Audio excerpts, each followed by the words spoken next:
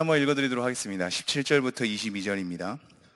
이 사람들은 물 없는 샘이요 광풍에 밀려가는 안개니 그들을 위하여 캄캄한 어둠이 예비되어 있나니 그들이 허탄한 자랑의 말을 토하며 그릇되게 행하는 사람들에게서 겨우 피한 자들을 음란으로서 육체의 정욕 중에서 유혹하는도다. 그들에게 자유를 준다 하여도 자신들은 멸망의 종들이니 누구든지 진 자는 이긴 자의 종이 됨이라. 만일 그들이 우리 주 되신 구주 예수 그리스도를 알므로 세상의 더러움을 피한 후에 다시 그 중에 얽매이고 지면 그 나중 형편이 처음보다 더 심하리니 의의 도를 안 후에 받은 거룩한 명령을 저버리는 것보다 알지 못하는 것이 도리어 그들에게 나으니라. 참된 속담에 이르기를 개가 그 토하였던 것에 돌아가고 돼지가 씻었다가 더러운 구덩이에 도로 누웠다 하는 말이 그들에게 응하였도다. 아멘. 우리가 계속해서 거짓 교사들과 그 가르침을 따르는 자들에 대한 모습이 어떠한지, 또한 그들의 결국이 어떠한지를 계속 확인하고 있습니다. 계속해서 자신을 살펴야겠죠. 거짓 교사는 거짓 교사로서 우리에게 나타나지 않고, 사탄은 사탄으로서 우리에게 나타나지 않죠. 항상 가장한 채 우리를 설득시키는 요소와 우리를 미혹해 하는 요소로서 우리에게 다가오죠. 이런 거짓 교사 그리고 그들을 따르는 무리들이 어느덧 나도 모르게 그들에게 설득당하여 점차 내가 그 사상에, 그 가르침에, 그들의 행동에 묻어져 가는 것을 우리는 확인하셔야 합니다. 무리들 가운데 있었던 겁니다. 거짓 선지자들이 그들 무리들 가운데 있었고 거짓 교사들이 교회 공동체 무리들 가운데 있었다는 겁니다. 우리가 이것을 계속 명심하여야겠죠. 거짓 교사와 그들을 따르는 무리들에 대해서 여러 가지 생각할 때 그것은 사람으로서 우리와 구별되게 우리가 눈에 띄게 확인할 수 있는 존재로 누구나 쉽게 알아볼 수 있는 모습으로 우리에게 다가오는 것이 아니라 우리가 함께 교제하는 무리들 가운데 때로는 잘못된 사상과 가르침으로, 때로는 잘못된 관습과 전통으로, 때로는 나의 편견과 선입관으로, 내가 생각했던 나만의 관점으로 우리에게 스물스물 다가온다는 걸 명심하십시오. 내 안에 그런 것이 있는 겁니다. 내 안에 그런 잘못된 사상이 함께 있는 겁니다. 우리 가운데 잘못된 사상들이 스물스물 스며들 수 있는 겁니다. 그것을 명심하십시오. 끊임없이 말씀에 직면하여 자기를 확인하지 않는다면, 끊임없이 우리가 서로 소통함으로 그 사람이 자기 죄에 대해서 직면하게 해주지 않는다면, 끊임없이 우리 혼자의 사상에 갇힌 채 귀를 닫아버리고 눈을 닫아버리는 것이 아니라 함께 마음을 나누는 가운데 우리가 하나님께 찔리는 것은 없는지, 하나님께 돌이켜야 할 것은 없는지를 서로 얘기해주고 그 말에 귀 기울여 다시 한번 그 듣는 말을 가지고 하나님 앞에 엎드리게 될 때 우리는 좀 더 거짓 가르침과 그들을 따르는 사상들에 대해서 유의할 수 있을 겁니다. 거짓 교사에 대한 여러 가지 특징들을 계속 확인하십시오. 우리가 저번 주에 확인한 바는 이 거짓 교사들은 우리가 부러워할 만한 당돌함, 당당함이 있다고 하였습니다. 예수 그리스도께서 또는 하나님께서 그들로 하여금 약속한 바가 있어서, 그리고 우리에게 요구한 믿음이 있어서 여호수아에게 얘기했던 것처럼 두려워하지 말라, 담대하라 라고 얘기했을 때 이 믿음에 대한 담대함과는 다른 자기 안에서 형성된 당당함이 있는 겁니다. 하나님을 경외할수록, 하나님 앞에 신실하게 선 자일수록 자기 죄에 대한 엎드림이 있다고 하였습니다. 당당할 수 없는 거죠. 자기의 모습을 근거로 당돌할 수 없는 거죠. 우리는 흔들리기 마련이고 우리의 연약함 앞에 넘어지기 마련이며 우리 실수 앞에 우리가 쪼그라들기 마련이고, 그래서 하나님께 엎드려 하나님, 정말 하나님의 은혜와 자비 없이는 제가 설 수가 없습니다 라고 고백할 수밖에 없는 존재인 것입니다. 하지만 거짓 교사들은 당돌하죠. 우리도 그렇게 용기 있는 자처럼, 당당한 자처럼, 당돌한 자처럼 뭔가 거리낌 없이 스스로 뭔가를 당당하게 헤쳐나가며 사람들 앞에 그렇게 드러났으면 좋겠는데, 사실상 그것은 신실한 자의 모습의 특징이 아니라는 것을 염두에 두십시오. 그들은 그러나 당당하고 자기 스스로에 대한 만족감이 있는 사람입니다. 자긍심이 있지요. 자기 스스로에 대한 만족감 때문에 고집이 세지는 겁니다. 자긍심. 당돌하고 자긍심이 있으며 두려워하지 않습니다. 하나님을 두려워하지 않고 사람들을 두려워하지 않는 겁니다. 여기서 말하는 사람들이란 나 이외에 말씀을 가지고 함께 교제하는, 신뢰하는 사람들의 얘기에 대해서 전혀 아랑곳하지 않고 전혀 두려워한 바 없이, 전혀 떨린 바 없이 자기 자신에서 나오는 만족감과 당돌함으로 내 안에 잘못된 것이 없다고 두려워하지 않는 상태인 겁니다. 이것이 우리가 확인하는 거죠. 거짓 교사들의 모습. 그리고 이러한 거짓 교사들의 모습이 13절에 보면, 2장 13절에 초반에 넘어가고 낮에 즐기고 노는 것을 기쁘게 여기는 자들이라고 합니다. 낮에 즐기고 노는 것을 기쁘게 여기는 자들. 우리가 생각하기를 예배 드리면서 힘겹고 예배 드려봤자 기쁨이 없고 정말 기도를 잘 하고 싶었는데 그러지 못한 상태, 찬양으로 잘 올려드리고 싶었는데 그러지 못한 상태, 말씀 앞에 우리가 잘 엎드리고 싶었는데 그러지 못한 상태에서 오게 되는 마음의 무거움을 가지고 집에 돌아가는 것보다는 때로는 벗어나서 자유해서 뭔가 즐기고 노는 것으로 우리의 삶이 더 윤택해질 것이라고 우리는 생각하고 그들의 발걸음을 부러워하나 그것은 거짓 교사들의 발걸음이라고 우리는 저번 주에 확인하였습니다. 낮에 즐기면서 노는 것, 우리도 그러한 기쁨이 있기를 바랐는데, 하나님 믿어서 늘 행복하기를 바랬는데 그렇지 않는 상황 속에서 우리가 당황하고 그 속에서 하나님의 침묵 가운데 고단해질 때 그들이 즐기는 즐거움과 기쁨에 대해서 부러워하는 게 우리의 솔직한 심정인 것이죠. 그러나 우리의 본문은 그것은 거짓 교사들의 모습이라고 얘기를 하고 있는 겁니다. 그러면서 14절에 이렇게 얘기하죠. 음심이 가득한 눈을 가지고 범죄하기를 그치지 아니하고 굳세지 못한 영혼들을 유혹하며 탐욕에 연단된 마음을 가진 자들이다. 다른 것은 차치하고 탐욕에 연단된 마음을 가진 사람이랍니다. 자기의 탐욕에 훈련되고 연습되어서 이것이 탐욕인지 탐욕이 아닌지 정말로 모르는 상태까지 오는 마음의 둔감함, 단단함, 견고함이 생긴 겁니다. 탐욕으로 하여금 자기를 훈련시키고 탐욕으로 하여금 자기가 연단된 상태입니다. 그러니 자기 죄를 모르죠. 그것이 탐욕인지 모르죠. 그러므로 비전이라는 명목 하에 자기의 욕망과 탐욕을 관철시키는 우리의 습관이 나온다고 했습니다. 염두에 두셔야 합니다. 그러나 이러한 거짓 교사들을 뭐라고 얘기하냐면 저주의 자식이라고 얘기합니다. 저주의 자식. 그러면서 이들의 결국을 얘기하죠. 멸망 가운데서 멸망을 당하며 불의의 값으로 불의를 당한다.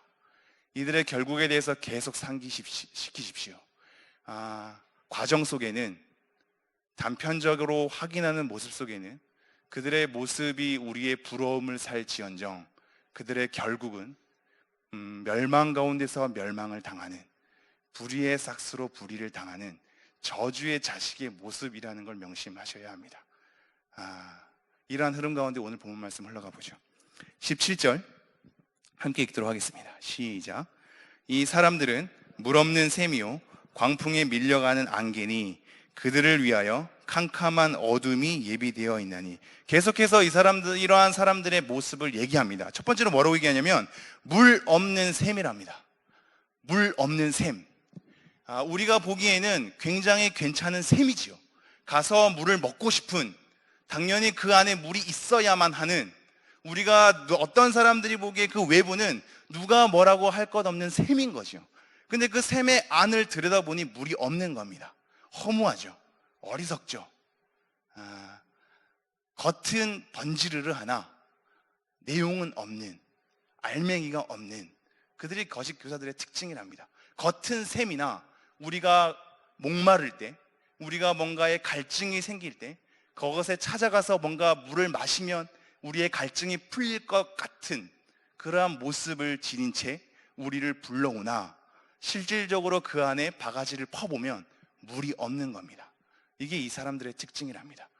여러분, 외부의 모습을 보고, 단편적인 그들의 모습을 보고, 잠깐의 삶의 과정의 모습을 보고 그들을 부러워하지 마십시오.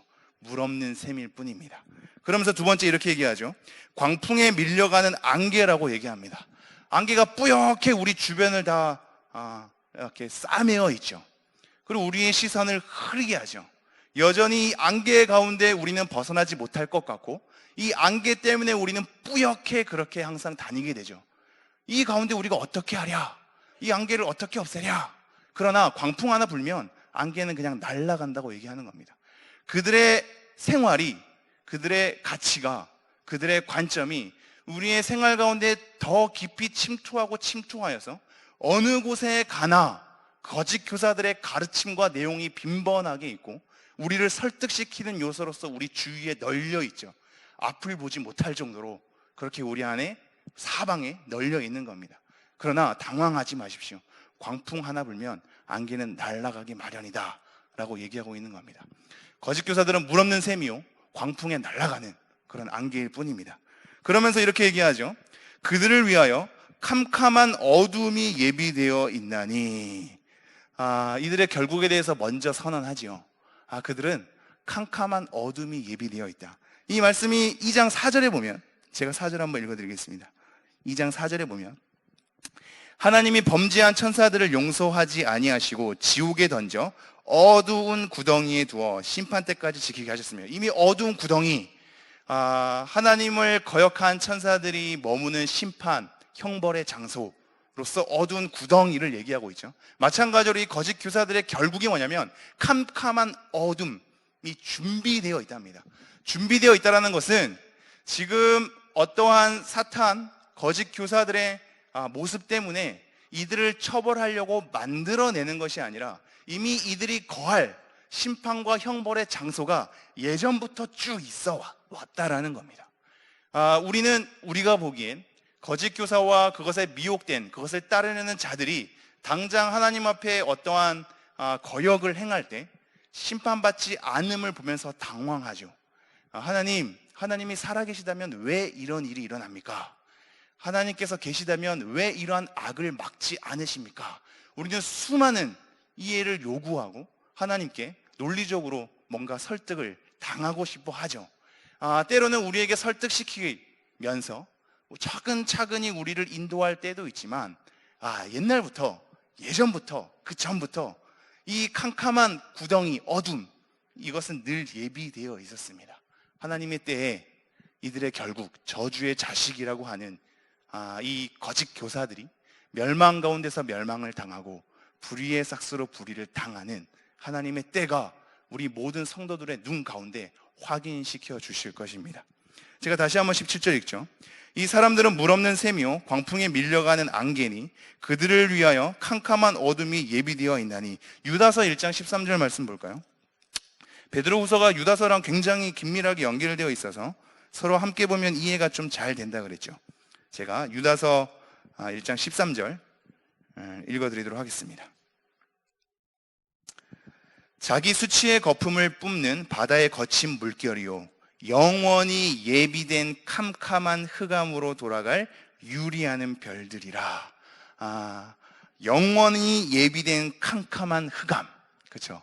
비슷한 문구로 예비되어 있음을, 그것도 영원히 예비되어 있음을 우리에게 확인시켜 주죠. 그들의 결국은 하나님께서 준비된 바 하나님의 약속 속에 실현될 것입니다.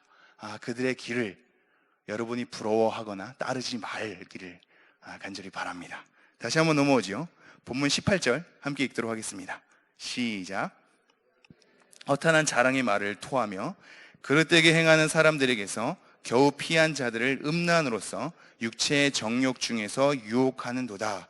계속해서 그들에 대한 여러 가지 모습을 보여주고 있죠. 그들이 허탄한 자랑의 말을 토한답니다.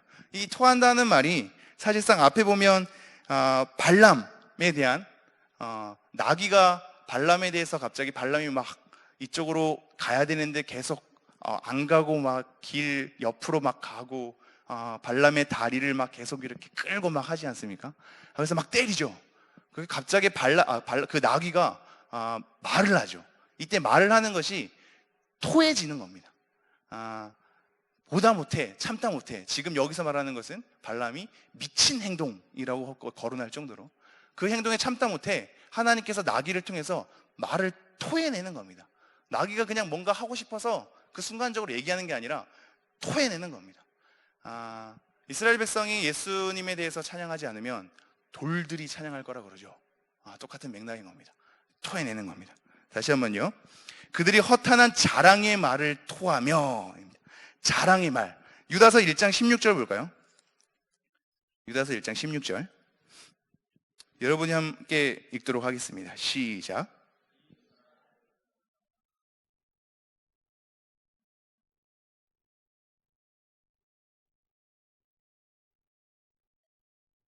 네, 자랑하는 말.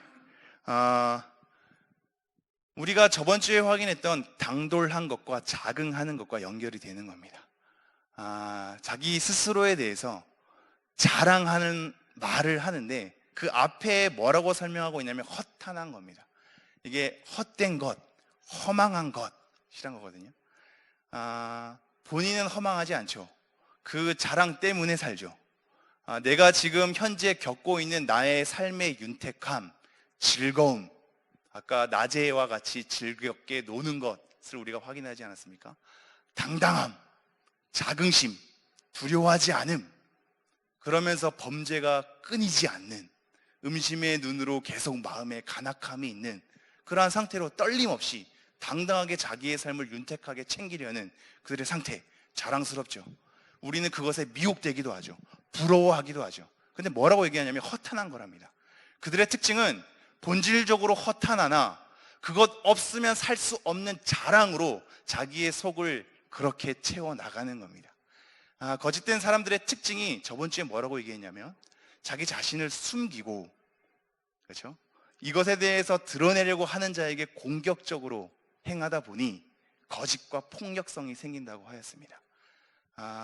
내 자신 안을 제대로 직면하지 못하는 자, 다른 사람들의 조언을 통해서 자기 자신을 보지 못하는 자, 이것이 거짓된 사람으로 가는 그 과정의 길에 있는 겁니다.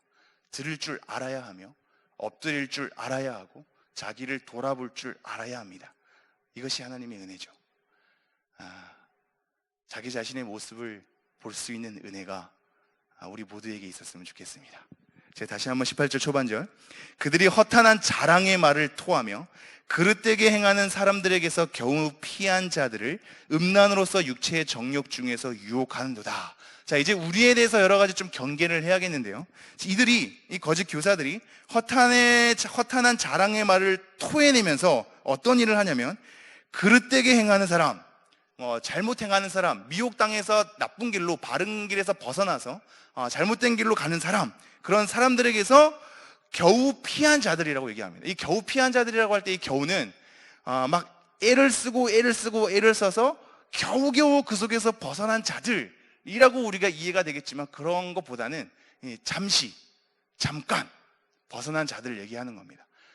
그 틈에서 잠시 이렇게 벗어난 자들, 아직까지 단단한 신앙으로서 그들과 함께 뭔가 그들에 대해서 내가 막아서고 잘못된 것을 막아서고 그들을 또한 하나님의 긍휼의 마음으로 품는 그 단단한 신앙으로 갖춰진 자가 아니라 막 그들의 틈에서 벗어난 자들, 아직까지 자기의 마음을 정돈이 잘 안 되고 아직 단단하지 않으며 단단한 음식을 먹을 준비가 아직은 안 된 자들, 그런 사람들, 막 나온 사람들, 이런 사람들이 어떻게 하냐면 음란으로서 육체의 정욕 중에서 유혹하는 도다 라고 얘기하고 있습니다.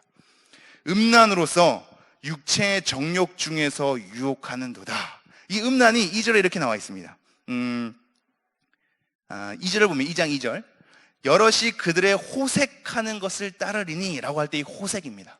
음란이란 단어랑 이 호색이란 단어랑 똑같은 건데요, 우리는 뭔가 성적인 부분으로만 많이 해석하려고 하나 사실상 어떤 폭력성, 강요성, 그것 때문에 나오는 대적하는 어떤 거침, 이 모든 것을 다 포함하는 겁니다. 이런 음란으로서 육체의 정욕 중에서 유혹하는 도다라고 얘기하고 있습니다. 육체의 정욕은 우리 안에 있는 굉장한 열망을 얘기하는 거거든요. 근본된 의미가 굉장한 열망 때문에 욕심이 생기는 겁니다. 그래서 욕정이 되는 겁니다. 하나님을 거스리는, 하나님이 좋아하시지 않는 그 모든 것에 대한 열망을 가지고 있다면 정욕이 되는 겁니다. 그래서 하나님에 대한 이름을 둔갑한 채, 신앙이란 허울을 둔갑한 채 우리에 대한 욕망, 열망이 자극돼서 잘못된 길로 충분히 갈 수 있음을 우리는 명심해야 합니다. 다시 한번요. 그릇되게 행하는 사람들에게서 겨우 피한 자들을 음란으로서 육체의 정욕 중에서 유혹하는 도다. 꿰는 거죠. 그들에게서 갓 벗어난, 잠시 벗어난 그들의 가르침과 그들의 사상과 그들의 문화와 그들의 가치와 그들의 전통 속에서 이제는 이렇게 살지 말아야지 라고 잠시 벗어난 그들을 이 거짓 교사들에겐 가장 좋은 먹잇감이 되는 겁니다. 그들을 미혹하는 거죠. 미혹하되 뭘로 미혹하냐면 그들 안에 있는 그들의 깊숙한 마음 가운데 있는 열망, 정욕, 이 정욕으로, 이 정욕이 우리 가운데에서 어떠한 폭력성으로 거칠게 나올 수 있도록 음란으로서 우리를 유혹한답니다. 이게 이해가 되시겠는지요? 제가 계속해서 말씀드렸죠. 우리 안에 탐욕을 다스리지 않는 이상 거짓된 가르침은 항상 우리 주위에 우리를 설득시킬 겁니다. 여러분이 탐욕이 계속 있다면 여러분은 항상 거짓 교사의 가르침에 늘 넘어질 겁니다. 왜냐하면 탐욕이 있는 한 그들의 말이 가장 설득력이 있기 때문입니다. 탐욕이 있는 한 그들의 말이 가장 논리적이기 때문입니다. 우리 안에 탐욕이 있는 한 그들의 말이 가장 우리에게 위로가 되기 때문입니다. 우리 안에 탐욕이 있는 한 그들의 말이 가장 우리를 용기 있게 만드는 하나의 가르침이 되기 때문입니다. 여러분을 설득시키고 여러분을 이해하게 하고 여러분을 용기 있게 하고 여러분을 위로하게 하는 가르침의 내용이 무엇인지요? 내 스스로를 엎드린 자리에서 일어나게 하는 것, 내 삶을 뭔가 윤택하게 하는 것, 뭔가 용기 있게 하는 것, 당당하게 하는 것, 그 모든 것에 대한 가르침이 과연 성경과 부합하는지요? 하나님은 여러분의 욕망을 위해서 존재하는 도구가 아닙니다. 여러분의 잘됨을 위해서 존재하는 보조적인 존재가 아닙니다. 여러분을 위해서 하나님이 존재하는 것이 아니라 하나님을 위해서 여러분이 존재해야죠. 그렇게 우리는 창조되었고 그렇게 우리는 없어져 갈 것이며 그렇게 우리는 다시 부활할 것입니다. 오로지 하나님의 영광을 위해 우리의 탐욕을 다스리지 않고 우리의 탐욕을 도려내지 않는 이상 우리 주변에는 항상 가장 감미롭고 달콤한 말로써 거짓된 가르침이 우리의 생활 가운데 자연스럽게 침투할 것입니다. 다시 한번 18절 읽죠.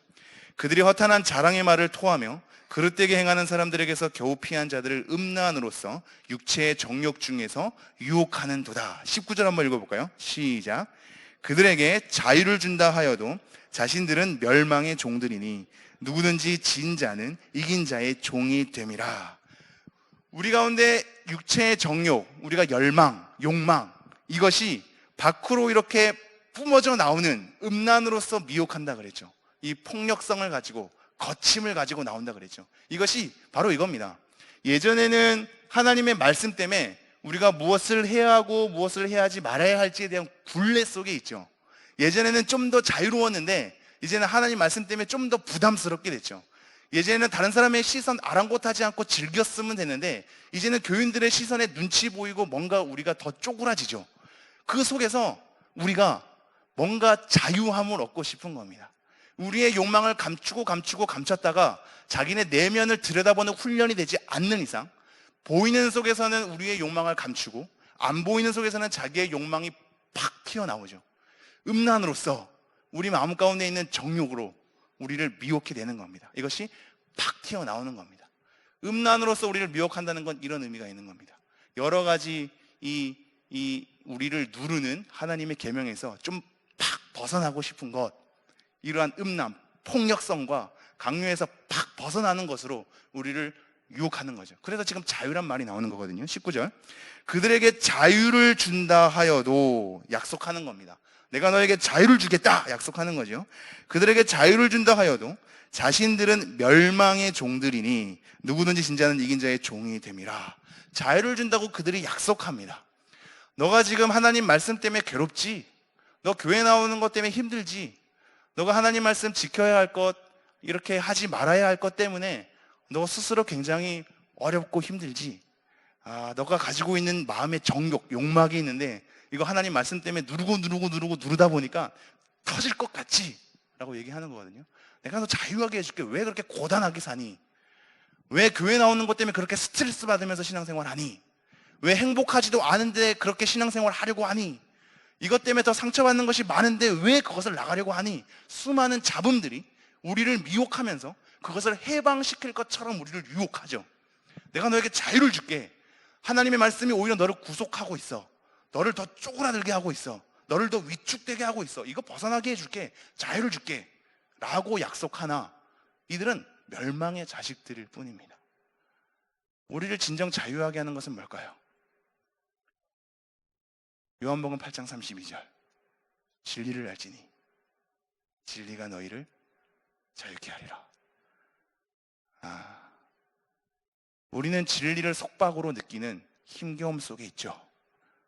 우리가 느끼고 살아가는 과정은 해야 할 것, 하지 말아야 할 것, 주변의 시선, 우리 내면의 돌아봄 때문에 힘들죠. 그러나 하나님은 진리가 우리를 자유케 한답니다. 우리가 진리를 제대로 알아야 이 세상의 다른 것으로 지배받지 않고 하나님께 지배받은 사람으로서 하나님의 종된 자가 오히려 자유함을 누린다는 역설 속에 우리가 있는 겁니다. 왜 그럴까요? 왜 그럴까요? 왜 이들은 자유를 준다고 약속하면서도 사실상 멸망의 자식들일까요? 그들이 누리는 자유, 욕망을 만족시키는 그 세상에 널려있는 모든 것들을 우리가 사용하다 보면 어느새 내가 그 속에 지배를 당하기 때문입니다. 고린도전서 6장 12절 말씀 볼까요? 고린도전서 6장 12절입니다. 우리 함께 읽어보도록 하겠습니다. 고린도전서 6장 12절 시작. 모든 것이 내게 가하나 다 유익한 것이 아니요 모든 것이 내게 가하나 내가 무엇에든지 얽매이지 아니하리라. 하나님께서 예수 그리스도를 통하여서 우리의 속박, 율법의 멍에에서 자유케 하셨죠. 죄의 종이 아니라 예수 그리스도의 종으로서 예수 그리스도가 우리를 자녀 삼아 주셨죠. 그러므로 하나님께서 지으신 것이 선함에 아무것도 우리가 거릴 것 없이 감사함으로 받을 수 있죠. 그래서 우리는 자유할 수 있죠. 사실상 자유할 수 있습니다. 그런데 뭐라고 얘기하냐면 이 자유 속에는 또 다른 하나님의 말씀으로 제약을 두는데 모든 것이 우리가 할 수 있지만 가능하지만 그죠? 모든 것이 우리에게 유익이 되는 것이 아니라고 얘기합니다.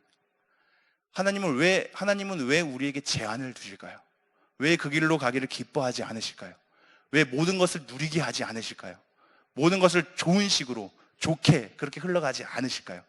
우리에게 유익이 되지 않기 때문입니다. 하나님께 기쁨이 되지 않기 때문이죠. 모든 것이 가나 우리에게 다 유익되는 것이 아닙니다. 그러면서 하나 이렇게 또 설정하죠. 모든 것이 내게 가나 내가 무엇에든지 얽매이지 아니하리라.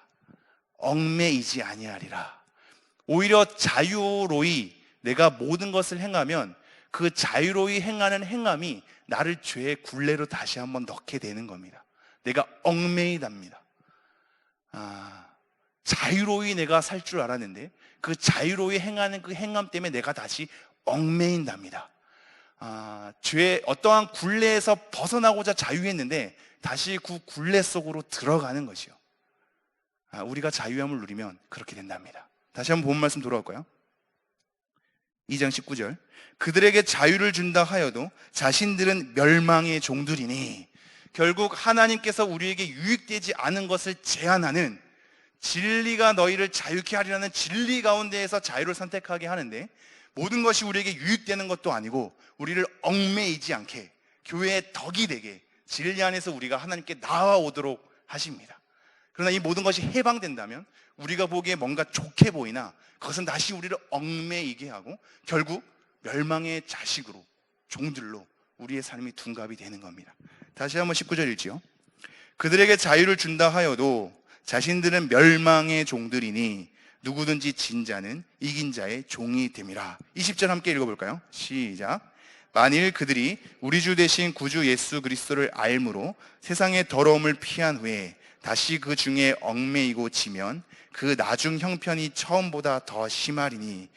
이 거짓 교사들에 대한 특징을 계속 쭉쭉쭉 얘기하면서 이제는 우리 성도가 경계해야 할 바에 대해서 지금 얘기하고 있는 겁니다. 사실상 이 지금 본문의 흐름들은 쉽지 않습니다. 하나님을 믿은 자가 거짓 교사가 될 수 있는가? 구원받은 신앙을 받았던 신자가 어떠한 것에 어긋나서 거짓 교사를 따라서 또 다른 거짓 교사로서 둔갑할 수 있는가에 대한 문제로 가면 여러 가지 성경에 대한 것을 살펴보면서 우리는 좀 더 복잡하고 좀 더 중요한 과정을 거쳐서 이것을 정리해야 합니다.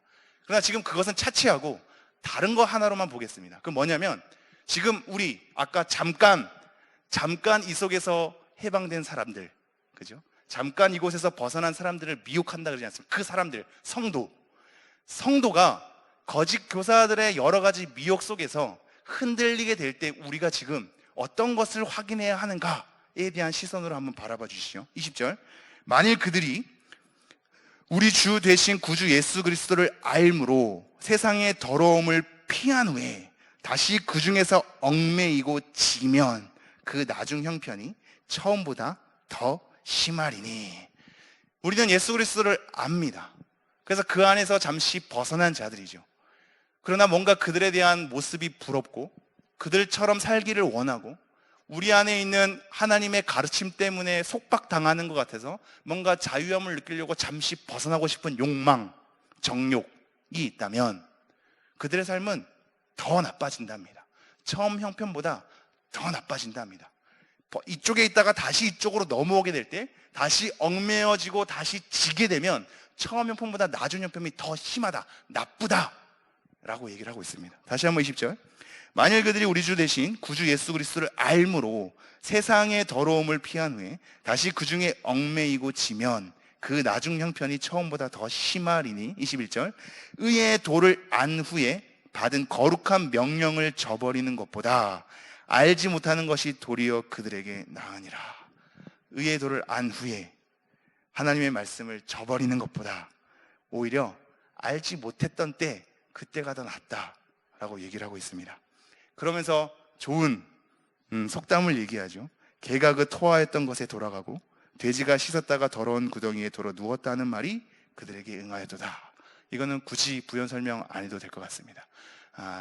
여러분, 우리의 삶이 우리의 생각대로 펼쳐지지 않기에 우리의 잘 되고자 하는 바람이 우리의 간절한 소망이기도 하나 때로는 우리 안에 세밀하게 파고 들어가 보면 우리의 정욕을 추구하는 하나님께서 보시기에 기뻐하지 않는 마음 속에서 비전이라는 명목으로 서로에게 소개하며 자기 스스로를 설득시킬 때가 있죠. 교회 사람들의 여러 모습보다도 교회에서 벗어나서 하나님을 거스리는 사람들의 모습이 더 행복해 보일 때도 있을 겁니다. 그러나 여러분 흔들리지 마십시오. 그 속에서 벗어난 자들이 다시 그쪽으로 돌아가는 것은 처음 형편보다 나중 형편이 더 심해지는 경우를 얻게 되는 겁니다. 그들은 결국은 저주의 자식이며 멸망 가운데 멸망하는 것이고 불의의 삭수로 불의를 당하는 자들입니다. 당장 이 교회 안에 우리의 신앙을 유지하는 것이 힘들고 어렵고 고단하다 할지라도 이것이 우리를 오히려 속박하는 것 같고 멍해를 지는 것 같이 보인다 할지라도 이것을 벗어나는 것이 여러분에게 진정한 자유를 주지 않음을, 오히려 멸망의 아들들로 우리를 다시 죄의 굴레로 가게 하는 것임을 명심하십시오. 그들의 삶을 부러워하지 말고 그들의 결국이 어떠한 바를 명심하여 우리 자신 스스로를 잘 간추리고 하나님 앞에 우리의 신앙을 잘 정돈하여서 하나님께서 기뻐하시는 그런 삶으로 여러분의 걸음들이 인도되었으면 좋겠습니다. 기도하겠습니다.